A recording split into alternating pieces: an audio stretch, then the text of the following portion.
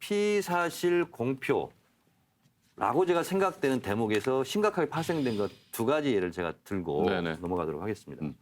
하나는 직인 파일이 발견됐다. 검찰은 정 교수가 한글 파일로 딸의 표창장을 작성한 뒤 아들이 동양대에서 받은 상장 스캔 파일에서 총장 직인을 오련해 얻는 방식으로 표창장을 위조한 것으로 판단하고 있습니다. 그러니까 이제 온갖 상상을 하고 기생충 영화처럼 뭐 위조하고 스캔하고 뭐 이렇게 했다. 근데 이제 저도 컴퓨터를 좀 아는데 예를 들어서 아래 한글에서 뭘 표창장 내용을 치고 그다음에 직인 파일 위에 딱 씌운다고 생각해 보세요. 그러면 최성해 위에다가 인주로 찍으면 찍겠죠. 근데 컴퓨터 파일로 하는 것은 그게 아니잖아요. 인주가 아니잖아요. 그럼 해자가 안 보여요. 할 수가 없어요. 이거는 전혀 불가능한 건 아니지만 전문가들이 얘기할 때는 고도의 최첨단 기술력을 갖고 있는 사람도 할똥말똥. 근데 정경심 교수가 최성해 위에다가 직인 파일을 그냥 얹었다. 해자가 안 보이는 거예요. 그런데 직인 파일이 발견됐다는 그 하나를 가지고 온갖 상상을 다 하잖아요. 그것이 아니 그게 이 대본에 나와 있길래 제가 해봤어요. 가능합니다.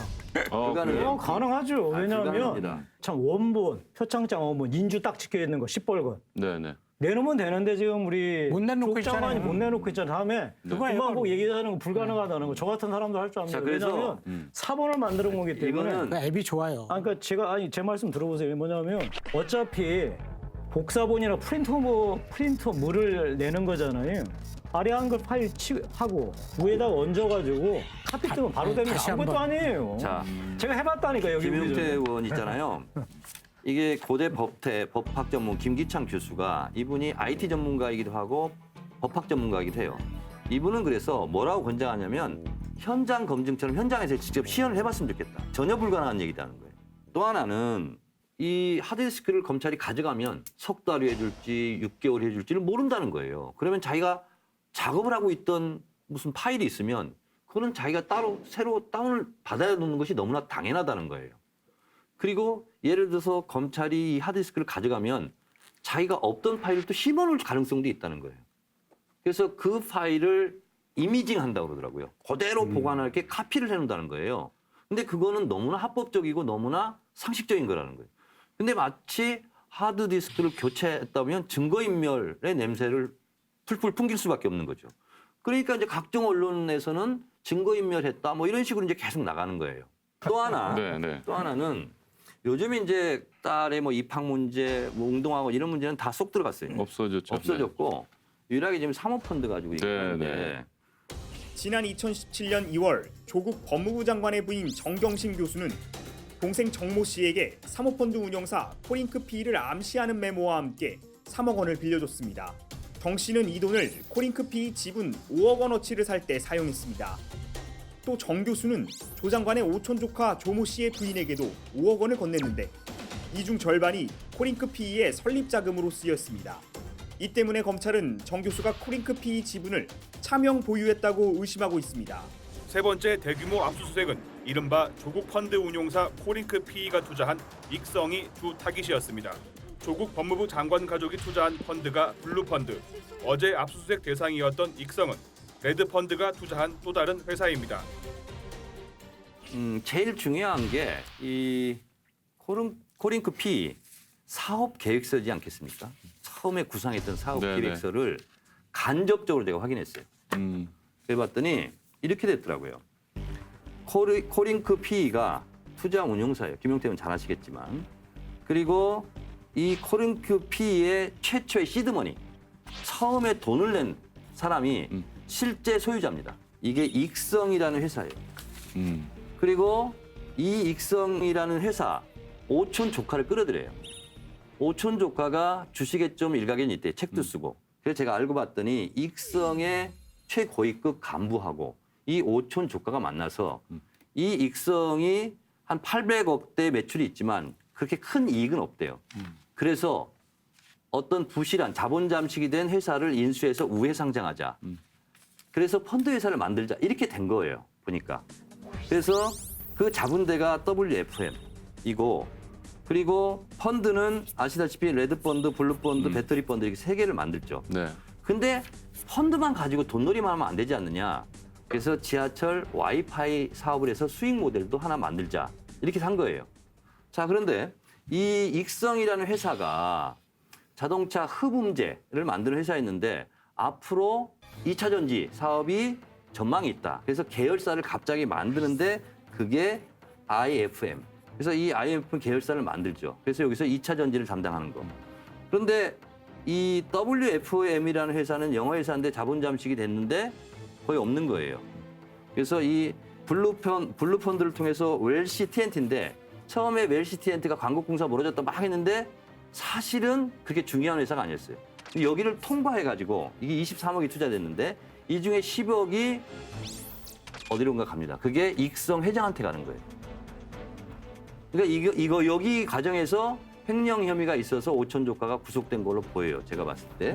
그러면 실제 소유자는 익성이란 얘기예요. 그래서 요즘 갑자기 익성이라는 회사가 부각이 된 겁니다.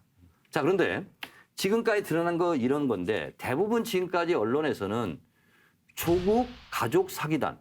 조국 장관이 2015년부터 핸들링을 해서 이걸 키워서 로또 대박을 맞으려고 했다. 그 유포된 사실이었는데 제가 알고 보니까 2015년에 돈을 빌려줍니다. 조국 부인이. 그리고 2018년에 회수를 해요. 상환을 합니다. 차용증도 있고 이자까지 지불한 거예요. 여기는 깨끗해졌어요. 클리어하게 됐어요. 자, 근데 조국 부인 동생 정모 과장 여기한테도 돈을 빌려서 넣었는데 나중에 200배로 들어와라. 이건 뭐냐면 100원에 갇히면 200분의 1로 평가를 받는 거죠. 네네. 근데 어떤 회사도 아무리 로또 대박이라도 주식 가치가 200배가 뛴다? 불가능한 거죠. 그렇기 때문에 이 정 교수가 동생한테 이렇게 할 리가 없고 또 본인이 실소유자라면 동생한테 빌려준 돈이 200분의 1로 휴지 조각이 되는 거예요. 본인 돈이라면 그렇게 했겠느냐는 거예요. 그래서 제가 봤을 때는 이 사모펀드는 조국 장관 가족은 피해자일 가능성이 높다. 이런 생각이 들고 또 하나는 만약에 이것이 문제가 있는 돈이었다면 민정수사할 때 있던 돈도 숨겨야지. 이거를 공보물에 게시합니다. 나 여기에 투자했다고. 그래서 만약에 이걸 가지고 대박을 치려고 했으면 계속 숨겨놓겠죠. 차명으로. 근데 그게 아니었다는 것이 지금 드러나고 있어서 익성이라는 회사를 검찰이 또 주목하기 시작했다고 얘기를 합니다. 그래서 이 오천 조카와 웰스 TNT 두 사람의 녹취록이 언론에 보도되지 않는 내용이 있습니다. 두 사람과 대화 중에 뭐냐면 우리는 뭐 조국 선생 알지도 못하는데 괜히 우리가 피해를 본다. 이런 녹취록이 제일 중요한 녹취가 나와요. 근데 이것만 쏙 빼놓고 보도가 안 됩니다. 그 녹취는 어디서 입수하셨나요? 예? 그 공개 안 된 녹취는? 한 군데에서 보도합니다. MBC에서. 검찰에다 흘린 거 아닌가요? 아니, 그거는 공개된 거예요.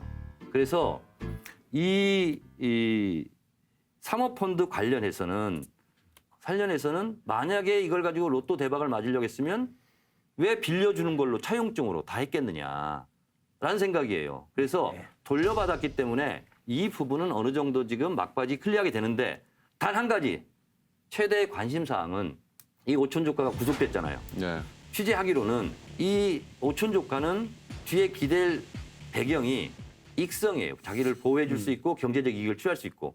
그래서 혹시 변심할 가능성 이런 것도 있을 수 있다. 근데 조국 장관 부부에 대해서는 돈을 빌려서 본인이 예를 들면 돈을 이렇게 빌려올 수 있는 능력을 보여주는 하나의 과정으로는 활용했지만 이후로는 조국 장관 부부가 이 오천조카를 보호해주거나 아니면 경제적으로 뒷받침해주거나 보호해줄 가능성은 없기 때문에 이 오천조카의 진술 여부가 굉장히 중요할 거라고 생각합니다. 분명한 건 뭐냐면요. 자, 우리 정경심 교수는 돈을 두 트랙으로 이 사모펀드에 태워요. 하나는 이 코링크핏 투자 운용사에 10억 원을 태우죠. 그 10억 원은 본인 명의로는 안 태웁니다. 동생 명의하고 오천조카 처한테 빌려줘서 코링크핏에 토탈 시차를 두고서 10억을 태워요. 이거에 대해서 지금 이제 빌려줬다라고 그래 차용증을 써줬다고 얘기를 하는데 그거는 이제 검찰이 다 밝힐 겁니다. 또 하나는 태우는 게 코링크피가 조성한 펀드, 블루펀드에 다시 정경심 여사가 10억 5천만 원을 태우고 동생이 3억 5천만 원을 태우죠. 자, 여기서 제가 다른 거 다 빼고요. 조국 장관이 뭐라고 하셨어요? 지금 문제가 되고 있는 저의 오촌 조카는 제사 때 1년에 한 번 또는 뭐 많아야 한 2번 볼까 이 정도의 관계인데 저희 집안에서 주식 관련해서 전문가라고 하면 그 친구가 한 명입니다. 원래 개별 주식에 있던 주식을 제 처가 팔아서 이걸 어떻게 하면 좋겠냐 물었을 때 그래서 그 펀드에 넣었고 그렇지만 그 펀드가 어디에 투자를 하는지 어떻게 운영되는지는 알 수가 없습니다. 그런데 알고 봤더니 이미 코링크 P에 설립할 때 정경심 여사 교수가 그게 대여가 됐든 아니면 뭐 투자가 됐든 간에 이미 10억을 그 오촌 조카 그 부인하고 정경심 교수의 동생 통해서 태우는 거예요. 그래서 아마 다음 주 정도 되면 이 사모펀드에 대한 전모가 검찰 수사 결과 밝혀질 거예요. 저도